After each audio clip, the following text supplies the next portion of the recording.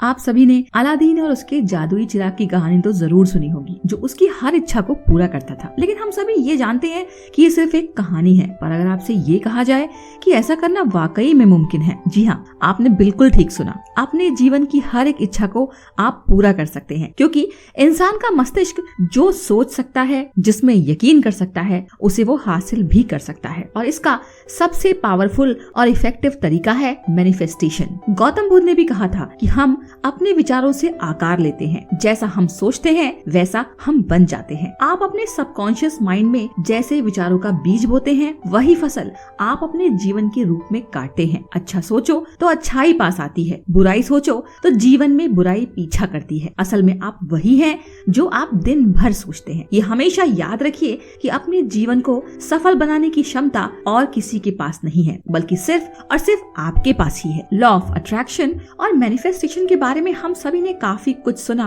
और पढ़ रखा है, लेकिन फिर भी हम अपनी डिजायर्स को ठीक से मैनिफेस्ट नहीं कर पाते। और इसका सबसे बड़ा रीजन है मैनिफेस्टेशन करने के तरीके को ठीक से ना समझ पाना। इसीलिए आज हम बात करने जा रहे हैं रॉक्सी नफूसी की बुक मैनिफेस्ट की। इंग्लैंड की रहने वाली रॉक्सी नफूसी एक बिजनेस क्लास फैमिली से बिलोंग करती है, लेकिन हर तरीके का ऐशो आराम मिलने के बावजूद रॉक्सी अपनी लाइफ में खुश नहीं थी। उन्होंने अपने बचपन से लेकर जवानी में depression, anxiety, low self esteem का सामना किया था और लाइफ में अपने दुखों को भुलाने के लिए उन्होंने नशे और ड्रग्स का भी सहारा लिया था। लेकिन इन सब से उनकी हालत और भी खराब हो गई थी। उनके जीवन में कोई भी लक्ष्य या उद्देश्य नहीं बचा था और वो लगभग हर वक्त ड्रग्स के नशे में ही डूबी रहती थी। परिवार के समझाने के बाद वो खुद को बदलने के लिए थाईलैंड गई। वहाँ उन्होंने योगा सीखा, पर जैसे ही वो इंग्लैंड वापस आई, दोबारा उन्होंने ड्रग्स लेना शुरू कर दिया और अब उन्हें ये पक्का यकीन हो गया था कि वो कभी भी ठीक नहीं हो सकती। लेकिन इसी बीच उन्होंने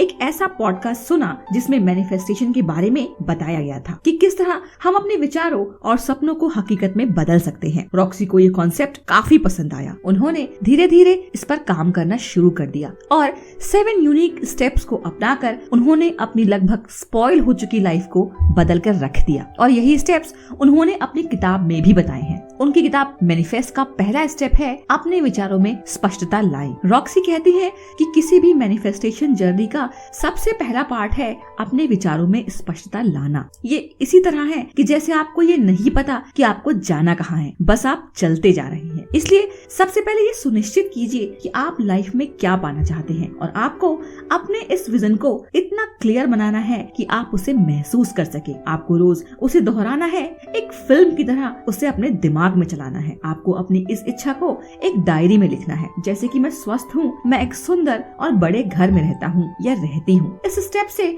आपकी वाइब्रेशनल फ्रीक्वेंसी स्ट्रॉन्ग होती जाती है और ब्रह्मांड को ये पता चलता है कि आप क्या चाहते हैं और इस तरह ब्रह्मांड आपके साथ काम करने लगेगा। इसीलिए ये बहुत जरूरी है कि आप अपने विजन में स्पष्ट हो जाएं। स्टेप नंबर 2 है डर और संदेह को दूर करें। हमारा अगला स्टेप है अपने मन से हर संदेह और हर डर को दूर करना, क्योंकि ये डर और संदेह आपके मन में नेगेटिव विचारों को जगह देते हैं, जो लॉ ऑफ अट्रैक्शन के प्रति हमारे मन में एक कंफ्यूजन की सिचुएशन क्रिएट कर देते हैं। इसलिए इस स्टेप का सीधा मतलब ये है कि आपने अपने जिन सपनों को हकीकत में बदलने का प्लान बनाया है, उस पर आपको डटे रहना है, अपने विजन से रिलेटेड एक्शन लेने हैं और सक्सेस को पाने का जो भी आपका ड्रीम है वो पूरा जरूर होगा। इस बात को लेकर आपको पूरी तरह से कॉन्फिडेंट और डेडिकेटेड रहना है। रॉक्सी कहती है कि ये हम इंसानों की आदत है कि किसी भी चीज को करने से पहले डरना या संदेह रखना कि ऐसा करने से ब्रह्मांड हमारी मदद नहीं कर पाएगा। इसीलिए सही मैनिफेस्टेशन टेक्निक को इम्प्लीमेंट करने के लिए सभी तरह के संदेहों से दूर रहें। पॉजिटिव रहने के लिए रॉक्सी हमें कुछ स्टेप्स को फॉलो करने के लिए कहती है, जैसे अफर्मेशन और मेडिटेशन करना। इससे हमारा मनोबल हर कठिन से कठिन परिस्थिति के लिए तैयार हो जाता है। स्टेप नंबर 3 है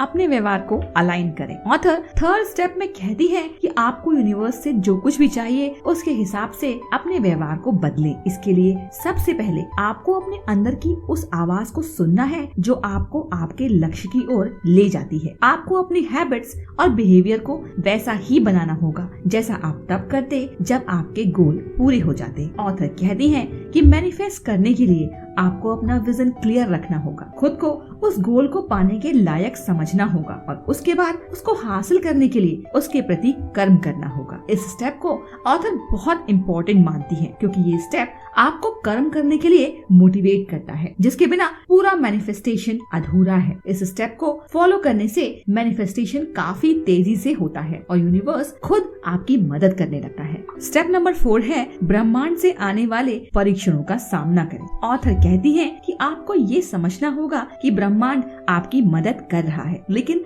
आपको भी अपना कमिटमेंट और डेडिकेशन दिखाना है। आपको सभी चैलेंजेस और रुकावटों का पूरी हिम्मत के साथ सामना करना है और उन्हें भी अवसर में बदल देना है। आपको हर सिचुएशन से सीखना और ग्रो करना है। आपको हर प्रॉब्लम को एक सोल्यूशन मानना है, यानी कि आपको हर कंडीशन में खुद को पॉजिटिव और मोटिवेटेड रखना है।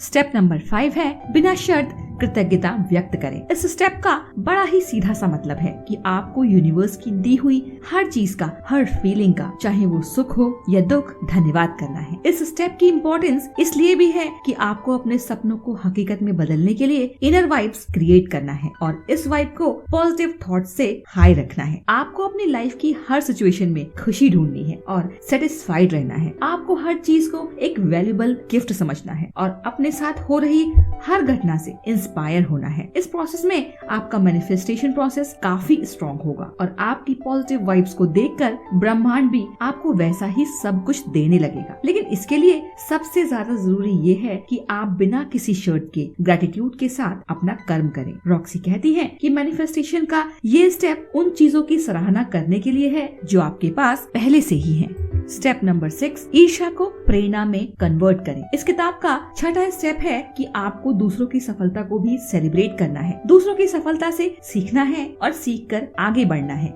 ईर्ष्या को हमेशा से ही एक नेगेटिव फीलिंग के रूप में जाना जाता है, लेकिन रॉक्सी कहती है कि ये एक ऐसी फीलिंग है जो हम सभी में है और ये हमें दिखाता है कि लाइफ के किस पार्ट में हमें हीलिंग की जरूरत है और ईर्ष्या को प्रेरणा में बदलकर हम ये कर सकते हैं। इसलिए जब भी आप ईर्ष्या महसूस करें तो अपने इमोशंस को स्विच करके उससे पॉजिटिव वाइब्स में बदलने का प्रयास करें और ये सोचकर अपनी एनर्जी बर्बाद ना करें कि किसी और के पास कुछ ऐसा है जो आपके पास नहीं है, बल्कि आप ये सोचो कि अभी आपको जीवन में और ज्यादा चाहिए और उसके लिए ईर्ष्या को आगे बढ़ने की प्रेरणा में बदलें।